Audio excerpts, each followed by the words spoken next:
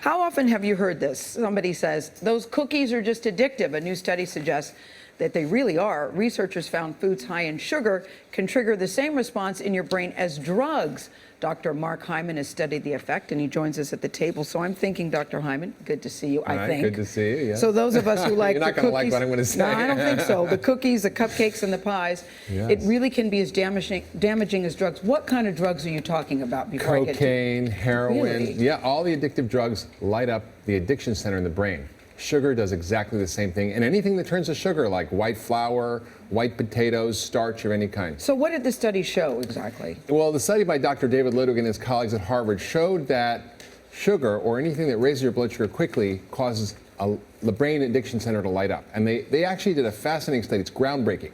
They took 12 guys, they gave them 2 different milkshakes that tasted exactly the same calories, protein, fat, carbs. Everything was the same, but one had high sugar and the other didn't. And the high sugar milkshake caused them to be hungrier, caused them to have more cravings, but more importantly, it lit up the addiction center in the brain.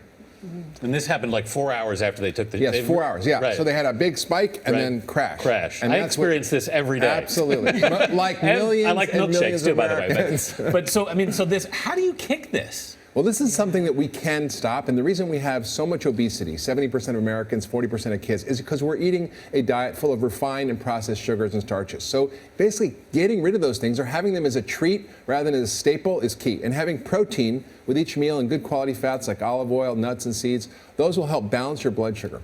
And this is why I think this study is also critically important, because once you're addicted, it's very hard to kick it.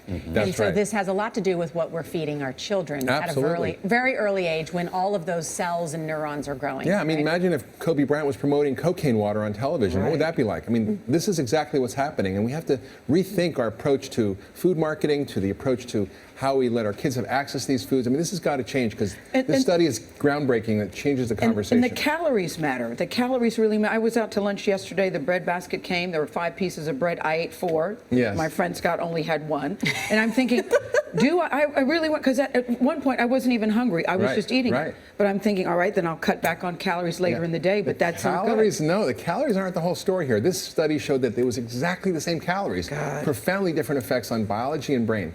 So it's not about the number of calories only, it's about the quality of those calories. So low starch calories, vegetables, fruit, nuts, seeds, beans, those are good carbs. The bad carbs are flour, sugar, potatoes, starch. Beans. Beans are good. Lentils. Lentils are good, yes. The spokesman for the bean industry. Eat real food, more Dr. whole foods, less sugar and processed foods. Very simple. Dr. Mark Hyman, thanks.